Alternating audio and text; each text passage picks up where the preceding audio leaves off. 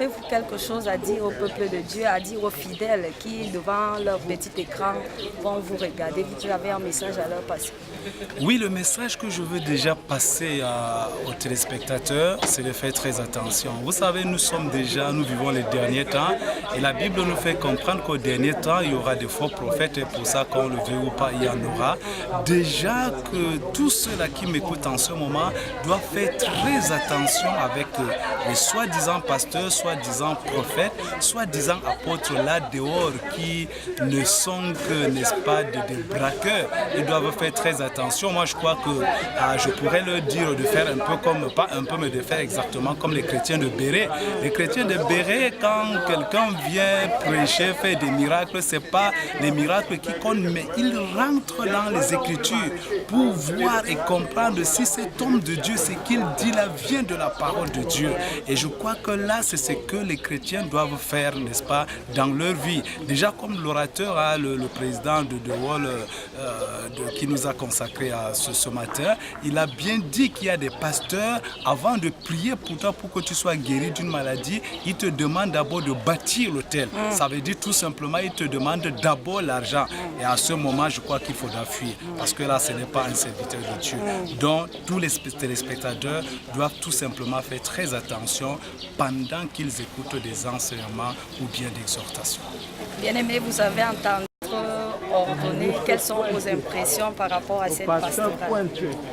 Alors mes impressions, elles sont bonnes, elles sont en réalité très bonnes. Et j'ai compris tout juste pendant cette pastorale, il ne faudra pas tout juste se proclamer serviteur de Dieu ou bien pasteur et puis bon, te mettre déjà au service. Mais déjà depuis le premier jour, quand nous avons commencé avec la pastorale, nous avons été enseignés sérieusement. Et déjà même avec l'ordination, n'est-ce pas, de ce matin, sincèrement, mes impressions sont très bonnes et je rends toute la gloire au Seigneur pour ce moment très merveilleux.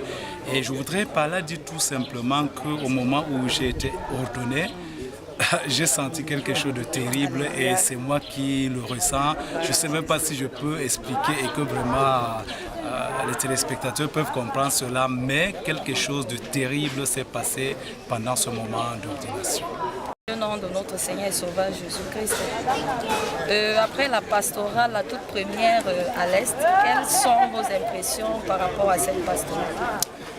Mes impressions sont bonnes, je dirais même très bonnes, parce qu'une pastorale comme celle-là, il y a eu beaucoup de richesses pour les serviteurs de Dieu qui ont pris part. Déjà de par le portrait, si on va le dire comme ça, des officiants, des intervenants.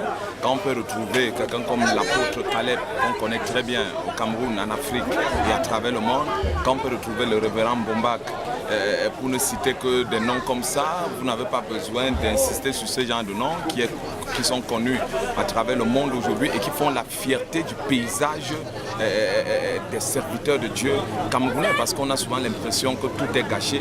Pourtant, il y a encore des personnes qui servent Dieu authentiquement. On a écouté leur prédication et le thème dit long. Comment réussir dans le ministère sans se compromettre? Alors quand vous écoutez une pareille thématique, vous comprenez immédiatement qu'il y a quelque chose qu'ils recherchent. Donc moi j'ai été fortement impressionné de par les interventions des uns et des autres, encore plus impressionné de par l'intervention du révérend Bombak, que j'ai toujours admiré, que j'admire davantage. Donc je voudrais simplement dire que j'ai été fortement impressionné, fortement émerveillé. Et je pars d'ici avec comme un renouvellement total. Je pars d'ici avec une nouvelle flamme. Je pars d'ici avec une détermination, pas seulement à servir Dieu, mais à le servir dans l'intégrité. Et à savoir qu'aujourd'hui, il y a plein d'exemples négatifs. On a l'impression que pour atteindre un certain sommet, il faut à tout prix se salir les mains, il faut à tout prix passer par des fenêtres obscures. Mais nous avons compris, des personnes comme l'apôtre Caleb sont des encouragements pour le corps de Christ. C'est un homme que Dieu a béni dans le ministère, Dieu a béni matériellement, financièrement, et qui aujourd'hui est une fierté pour nous. C'est un modèle.